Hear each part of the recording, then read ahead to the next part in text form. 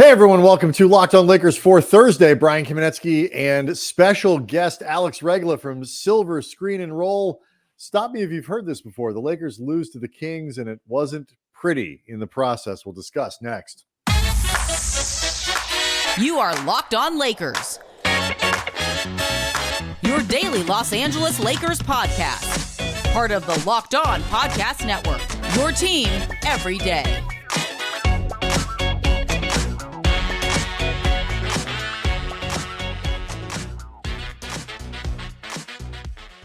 Thanks to everybody for making Locked On Lakers your first listen of every day, Monday through Friday, sometimes on weekends. No matter how or where you get your podcasts, this one's always going to be free. It's never going to be behind a paywall. And Locked On Lakers on YouTube is where you can go hang out with over 23,000 subscribers, all of whom are hoping the Lakers do not see the Kings in the playoffs because, like the Denver Nuggets, they just cannot seem to beat them. Want to let everybody know that today's episode is brought to you by PrizePicks, the easiest and most exciting way to play daily fantasy sports. Go to prizepicks.com/LockedOnNBA and use the code, all lowercase, LockedOnNBA for a first deposit match up to $100.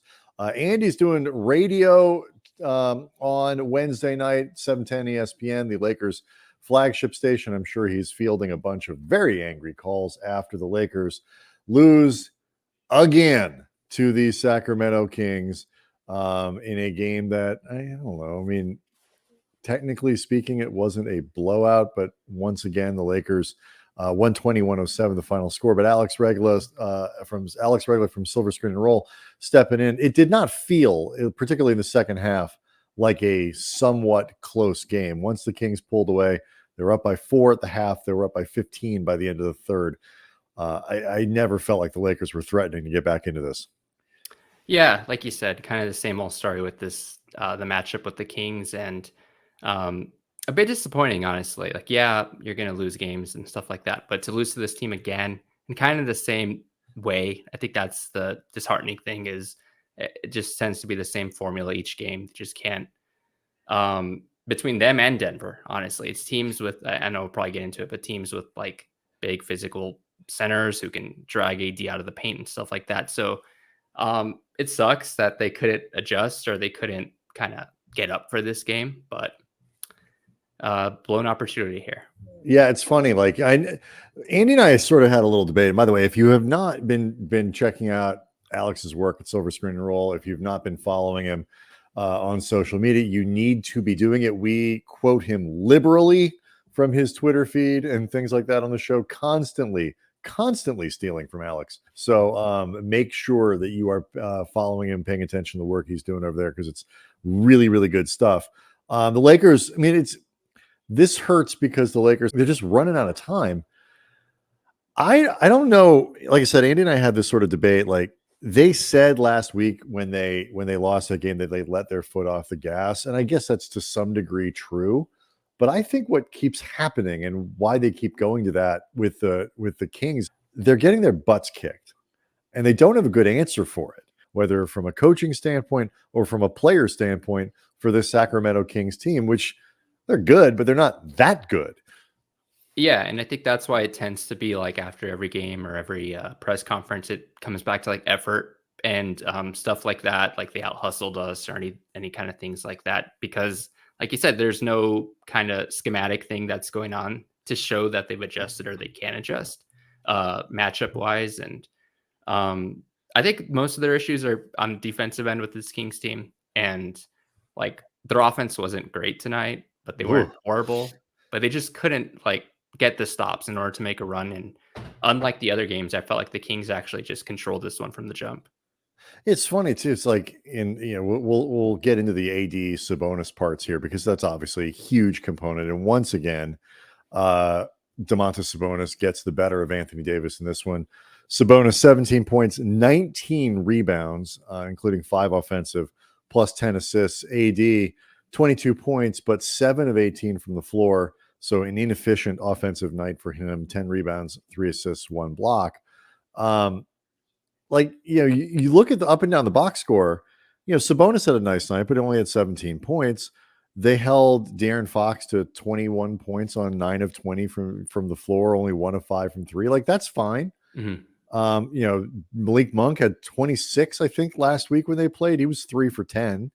But then Harrison Barnes had 23 points, 7-11 from 3. Keegan Murray, they let get going. He's a great 3-point shooter. Half of his 10 threes had 19 points. They had 5 guys in double figures. Like, the Lakers really couldn't keep a lid on the other guys defensively, and way too many open threes, it seemed to me. And I'm not sure if that was just a result of them kind of selling out on whenever De'Aaron Fox or Malik Monk kind of drove to the paint. We saw them kind of collapse a lot more than maybe the last game. We saw them switch a bit more on those kind of dribble handoffs with Sabonis up top to kind of try and neutralize those cuts and stuff like that. But I think as a result, it kind of left guys on an island. And the Lakers' point of attack defense obviously isn't the greatest. Their guard play and kind of controlling kind of quicker guards in the league has just not been there this year. So I think that's why we saw so much drive and kick tonight, and it results in a lot of threes. And wide open ones for that. Like, a lot of 8 seconds left in the shot clock. Lakers have been playing pretty decent defense, trying to help, trying to recover, trying to do a lot of stuff. But in the end, this is probably, and I would imagine, fairly demoralizing for a team. In the end, you play 17 seconds of good defense only to give up a wide open 3. It's a movie that we've seen before with these guys. Yeah, I mean, I haven't checked it, but I mean, earlier in the season, they were last in wide open threes given up in the league. And a lot of that was, we're seeing this across the league in terms of, like, teams are leaving the right guys open, right? That's something we hear a lot when we see teams give up a lot of threes and they kind of have okay defense. But like, we saw them go under screens on Ellis tonight, and he kind of made them pay. They let Barnes get going. He kind of got into a rhythm, and that's just kind of been a trend all year in terms of letting guys get good looks early, and once they make those looks, it kind of just snowballs. What did you see from AD? Because this was, again, it's not that he was terrible, but like, the better player of the all-star caliber centers here was clearly Sabonis again. It's tough. Like, at some point, the Lakers, AD needs someone to give him the ball, right? Versus, although they both play 5 out, and Sabonis does a lot, he triggers a lot of the offense for the Kings, and AD does that as well for the Lakers. Maybe not as, like, nuanced or not as, like, expertly run, because the Kings have more experience doing it. But so a lot of times, AD does need someone to give him the ball in the post, and the Kings collapsed and stuff like that. But at the end of the day, he did miss a lot of bunnies around the paint. And I'm not sure what it is with this Sabonis matchup, but he just kind of, I don't know if it's like that lower center of gravity Sabonis has that kind of pushes him kind of off center, when he's kind of getting in that floater area. And he just looks uncomfortable against the Kings compared to other teams. So we've seen AD kind of dominate when we just did against Minnesota. So I'm not sure exactly what it is. He just looks out of rhythm against the Kings. Lakers fall to 5 games over 500, 36-31. The next game, they do get 2 games off. That's 2 days off, I should say. And that's a big deal before Golden State comes to town on Saturday. A very vulnerable, very slumping Golden State team. A critical game for the Lakers to, at the very least, try to put themselves in the catbird seat for the number 9 seed in the West, which is a sentence that really you just didn't hear a lot about 7 or 8 years ago. All right, when we get back, I want to talk a little bit more about AD, but also the bench. Spencer Dinwiddie did not score in 20 minutes of play. The Lakers bench has been in a terrible, terrible production slump of late. I want to curious if Alex has any remedies for this problem, because it is a big one. We'll get to that next. Add in, okay. Locked On Lakers is brought to you by PrizePicks. What is PrizePicks, Alex? You're probably asking that very question. Well, I'll tell you. PrizePicks is America's #1 fantasy sports app with over 3 million members. Easily the easiest and most exciting way to play DFS. Just you against the numbers. You pick more than or less than on 2 to 6 player stat projections, and then you just kind of watch the winnings roll in. That's how it works. And Alex, it's demon time on PrizePicks. You can now win up to 100 times your money with as little as 4 correct picks. You can turn $10 into $1,000. That's a lot more. Demons and Goblins are the newest and most exciting way to play at PrizePicks. Squares marked with red demons or green goblins can get you different payouts. And again, you can now win up to 100 times your money with as little as 4 correct picks.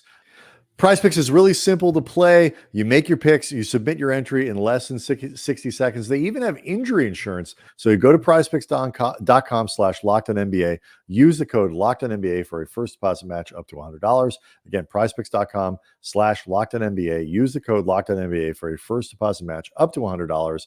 PrizePicks. Pick more, pick less. It's that easy. Add in. Okay.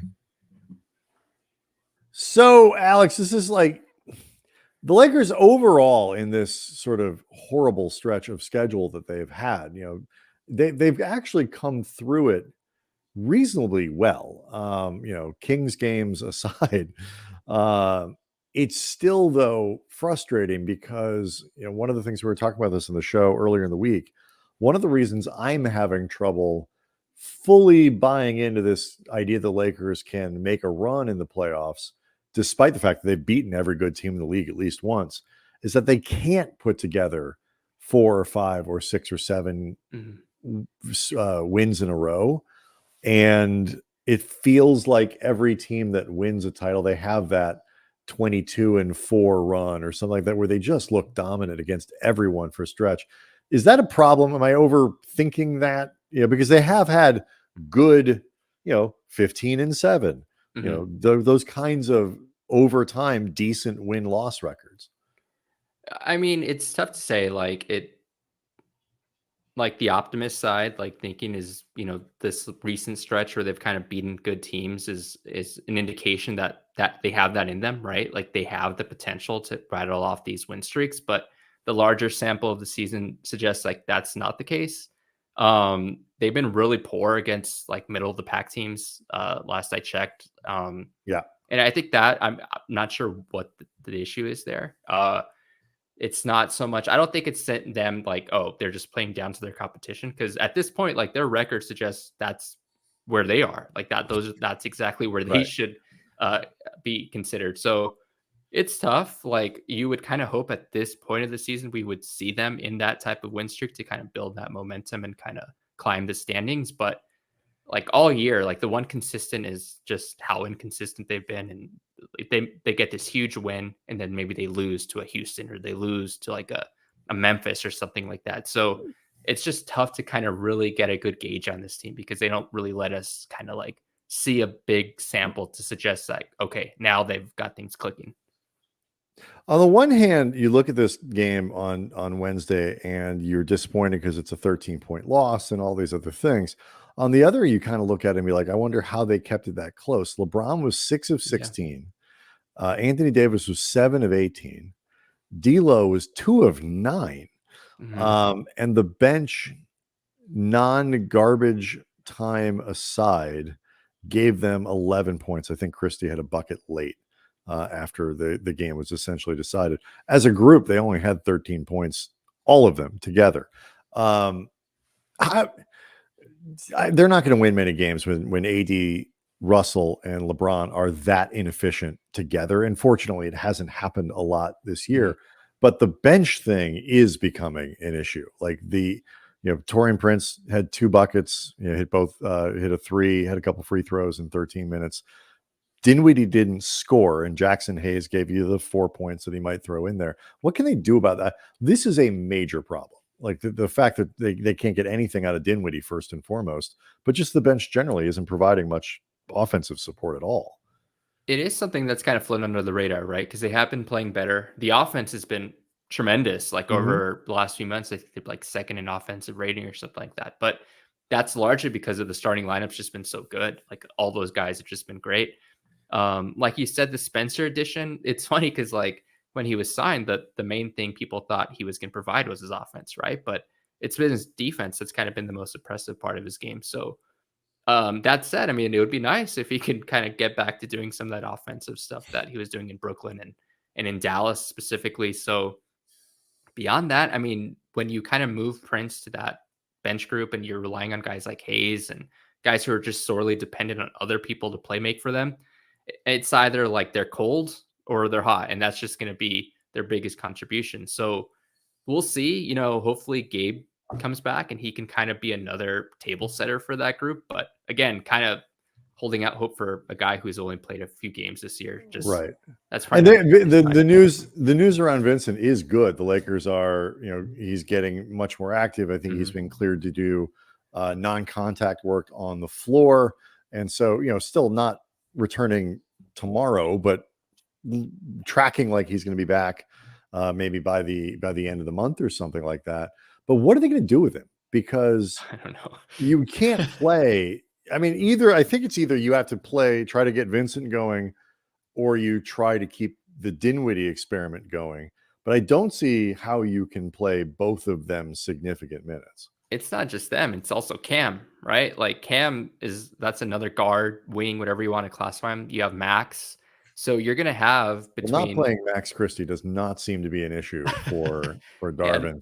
Unfortunately, Max seems like the odd man out. But like you said, you have Spencer, unless you get like a 3-guard, 4-guard bench group at some point, which is probably not the craziest. It's hard. I mean, it's hard to play 4 guards. Yeah. So I think the idea going into the year before Spencer was signed was Gabe was going to be the replacement for whoever was cold that night, right? If it was Austin having an off game, Gabe would finish games. If it was D'Lo had a game like he did tonight or against a team like Denver, Gabe was kind of that floor raiser, kind of safe guard who can just defend and hit threes and just kind of be the Dennis kind of proxy, right? So Gabe seems like he's going to get a crack at it. I'm sure Darvin really likes him and he wants to kind of see what he can provide given his really great playoff run with Miami last year. But again, there's a lot of guys and Spencer has helped a lot defensively, but his offense just not there to a point where he's, like you said, not providing really much there. His usage rate, I think, is lower than Jackson Hayes's.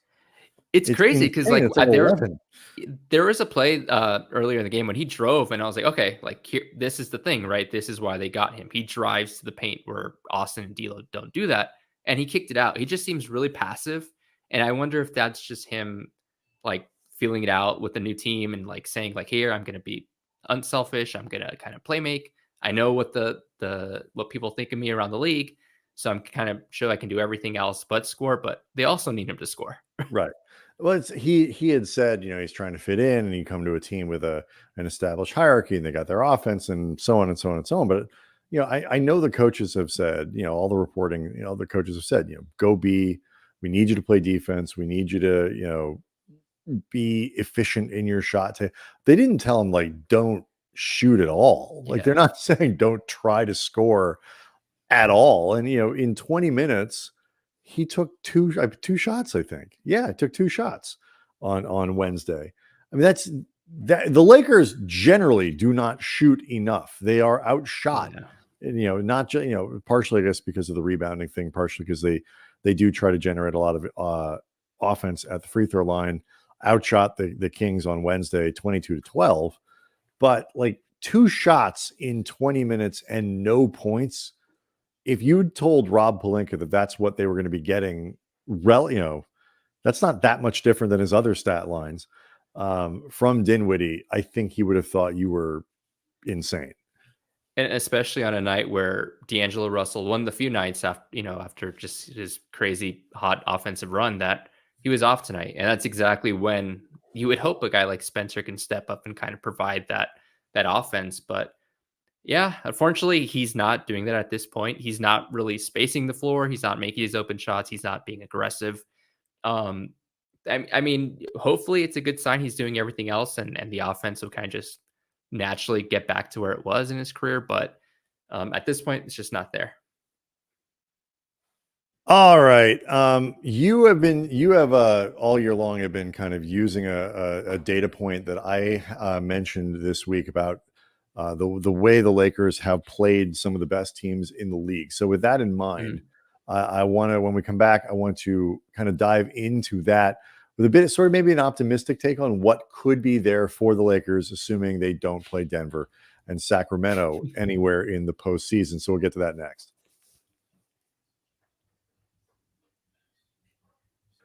Locked On Lakers is brought to you by Robinhood. Did you know that even if you have a 401k for retirement, you can still have an IRA?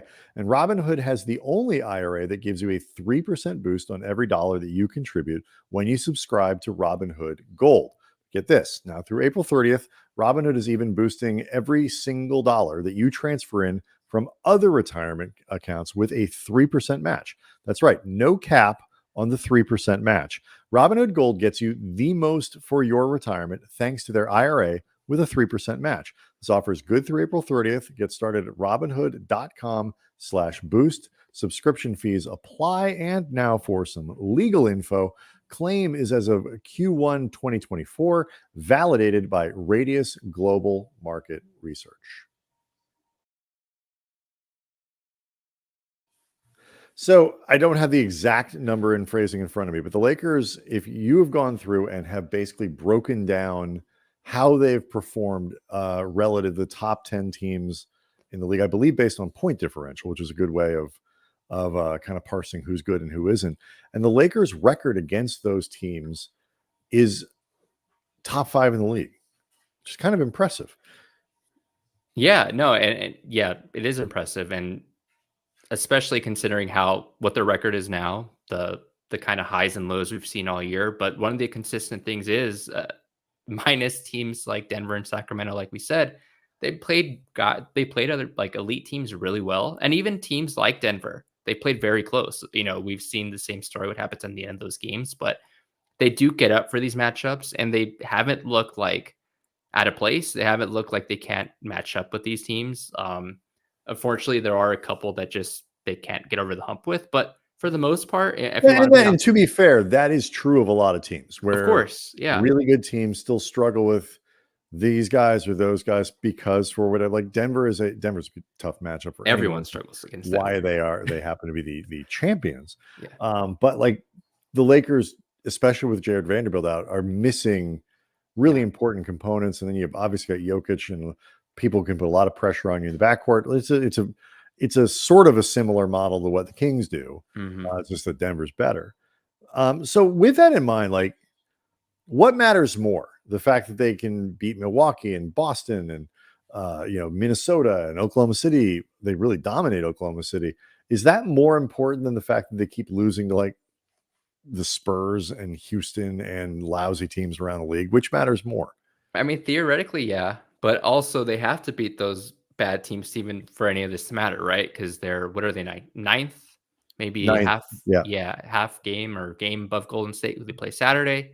If they lose that, then they're kind of in trouble. So, I mean, we've seen them be able to beat these teams, but they also have to take the regular season a bit more seriously at this point. I mean, there's not many games left if they want to even get in, because at this point, they might be in the 9-10 round of the play-in, and if they lose one game or whatever, they're out. So they have to take things more seriously. It would be nice to move on. This is what I mean. It would be, you lose the game on Dallas. Dallas is 3 up in the loss column now after Wednesday's games, and the Lakers have to clear them. They have to pass Dallas because Dallas has the tiebreaker. Every one of these games sucks to like a road game against the Kings becomes this thing that you're like angry if you don't win, but this is the position they put themselves in.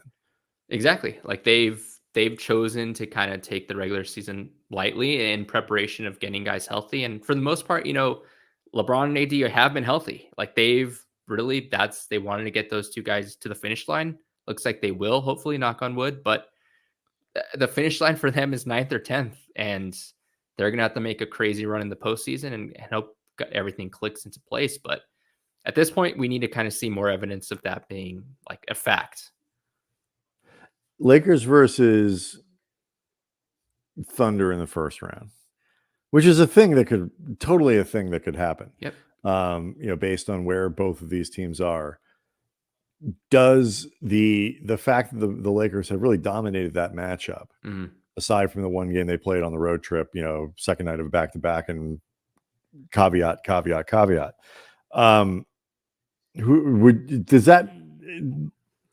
does the way they've played them make you think they could win that series? Or would you expect form to hold based on seeding? I think it's not so much, well, it is how they play them, because that gives us kind of some indication of how they match up, right? But I think just a team like the Thunder is a team this Lakers roster is matches up well against. They have a spacing 5 like the teams they struggle with, like Holmgren. He can space it, he can drag AD out the paint.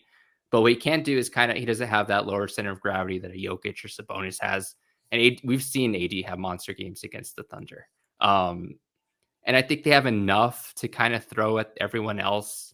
And I mean, no, they don't have a matchup for Shea, like no one does, but they are the prototype of a team. I think this Lakers, they probably are circling for, like, if we can get them in the first round or something, I think they feel confident in. Right. And Minnesota is a team the Lakers have played pretty well all season long. The reason I bring this is what makes this team, I think, so challenging for Lakers fans is it's like, when the second Westbrook season opened, we're like, well, if this happens, everybody knew what this was. Like, maybe they'll make the playoffs. There's a 0% chance they're going to do anything when they get there, because it's just not a team that makes any sense.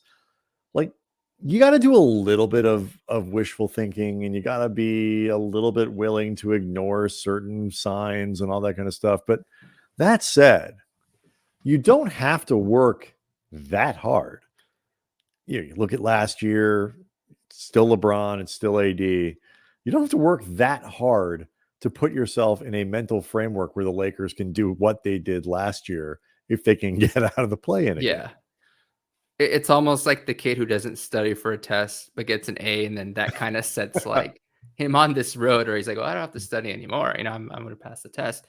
And I mean, matchups wise, I think outside of Denver, even in Sacramento, I'm sure they obviously there are disadvantages and there are real weaknesses. I think the Kings, they can expose with the Lakers that they've shown.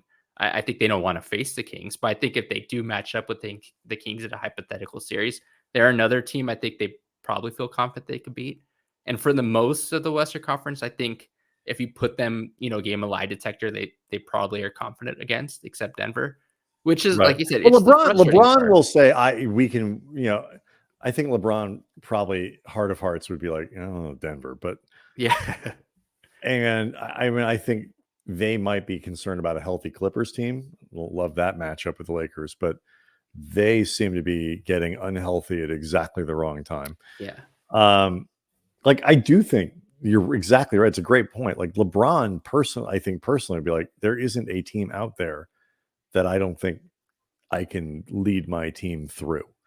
Again, possible exception of Denver. Like, that swagger has got to mean something too. And then what do you make of D'Lo in the playoffs? Like, the article McMenamin had out on Wednesday raised a lot of eyebrows. D'Angelo Russell, if you haven't had a chance to read it, you definitely should. We're trying to get Dave on actually before the end of the week and talk about it. But D'Lo talking about, like, really wanting the smoke in the playoffs this year. What do you expect out of him? Because if you get 44-point form D'Lo to go along with the Anthony Davis, who's a first team, we've been playing at a first team all NBA level, and playoff LeBron, like, they actually can beat anybody that they play. I mean, that's the thing. That's the question everyone has regarding D'Lo. That's a lot of concern about trading him, not trading him, was for the postseason, right? And not the regular season. We know what he's capable of in the regular season. And he's, very similar to the Lakers. I think it depends on matchup. I think in certain matchups, I think he'll be fine. We saw him be a big positive contributor against Memphis, against Golden State, two really good Western Conference teams. And he was on the floor. He finished games, and he ran into a buzzsaw against Denver. But so did the entire Lakers team, right? So I think obviously he has limitations. So does this Lakers team. And I think it's funny. I think his limitations mirror the Lakers' limitations. And maybe that's because he is counted on as the third, fourth best player, whatever you want to rank him as. But I think it totally depends on matchup. And hopefully what he experienced last year kind of sparks something in him to kind of to have a better showing this year. Yeah. I mean, the biggest difference obviously between last year and this year is last year they were the 7. And this year they're not likely to be the 7. They're going to have to win twice to get into the main bracket, most likely. He is Alex Regla. He does phenomenal work at Silver Screen and Roll. You can follow him at Alex M. Regla on Twitter. I'm still not calling it X. Not doing that. But great stat breakdowns, great use of video, all kinds of stuff. I assume most people who are watching this show follow Alex, but if you don't, you really should be. Thanks so much for coming on the show. Really appreciate it. Thank you, Brian. We'll see you next time. Locked On Lakers on YouTube is where you can go to hang out with over 23,000 subscribers. We will be back tomorrow. Get you ready for the weekend's games. That Golden State one is huge. So we'll see everyone tomorrow.